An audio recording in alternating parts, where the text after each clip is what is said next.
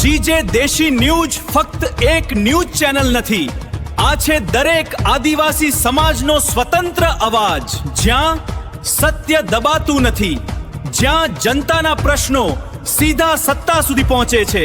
ગામડાની ગલીઓથી લઈને રાજકારણના દરબાર સુધી દરેક અવાજને મળે છે એક મજબૂત મંચ। અન્યાય સામે નીડર અવાજ, આદિવાસી હક્કોની લડત અને સત્યની સીધી વાત। વલસાડ જિલ્લા પોલીસ દ્વારા ઓપરેશન ડેલ્ટા હન્ટ અંતર્ગત 6 ગેરકાયદેસર બાંગ્લાદેશી નાગરિકોને ઝડપી પાડવામાં આવ્યા।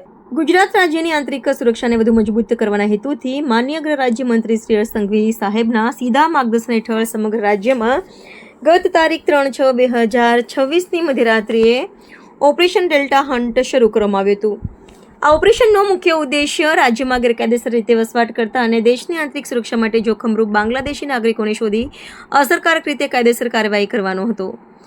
આ સૂચનાઓને પગલે શ્રી પ્રેમવીરસિંહ, પોલીસ મહાનિરીક્ષક સુરત વિભાગના સીધા સુપરવિઝન હેઠળ વલસાડ જિલ્લા પોલીસ અધિક્ષક શ્રી યુવરાજસિંહ જાડેજા દ્વારા તાબડતોબ એક્શન પ્લાન તૈયાર કરવામાં આવ્યો હતો।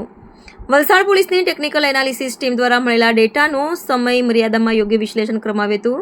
વલસાડ જિલ્લા પોલીસની અલગ અલગ ટીમો દ્વારા સમગ્ર વલસાડ જિલ્લા ઉપરાંત દમણ, સેલવાસ અને દાદરા નગર હવેલી વિસ્તારમાં મોડી રાતથી વહેલી સવાર સુધી સઘન સર્ચ ઓપરેશન હાથ ધરવામાં આવ્યું હતું। વલસાડ જિલ્લાના ટેકનિકલ જ્ઞાન ધરાવતા ચુનંદા અધિકારી કર્મચારીની 5 ટીમો બનાવવામાં આવી હતી। આશરે 500થી વધુ વ્યક્તિઓનો ડેટા એનાલિસિસ કરવામાં આવ્યો હતો। 1000થી વધુ મોબાઈલ નંબરો, આઈપી એડ્રેસ અને મોબાઈલ ડિવાઇસોનું એનાલિસિસ કરવામાં આવ્યું હતું।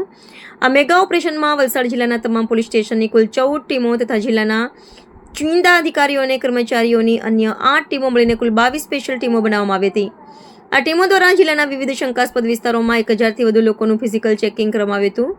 પ્રાથમિક તપાસ અને શંકાના આધારે 50થી વધુ લોકોની પૂછપરછ કરવામાં આવી હતી। આ સઘન ચેકિંગના અંતે ગેરકાયદેસર રીતે વસવાટ કરતા 6 બાંગ્લાદેશી નાગરિકોને શોધી કાઢવામાં વલસાડ પોલીસને સફળતા મળી છે। પકડાયેલા તમામ ઇસમો વિરુદ્ધ કાયદેસરની કાર્યવાહી હાથ ધરી તેઓને ડિપોર્ટ કરવાની કાનૂની પ્રક્રિયા હાથ ધરવામાં આવી છે।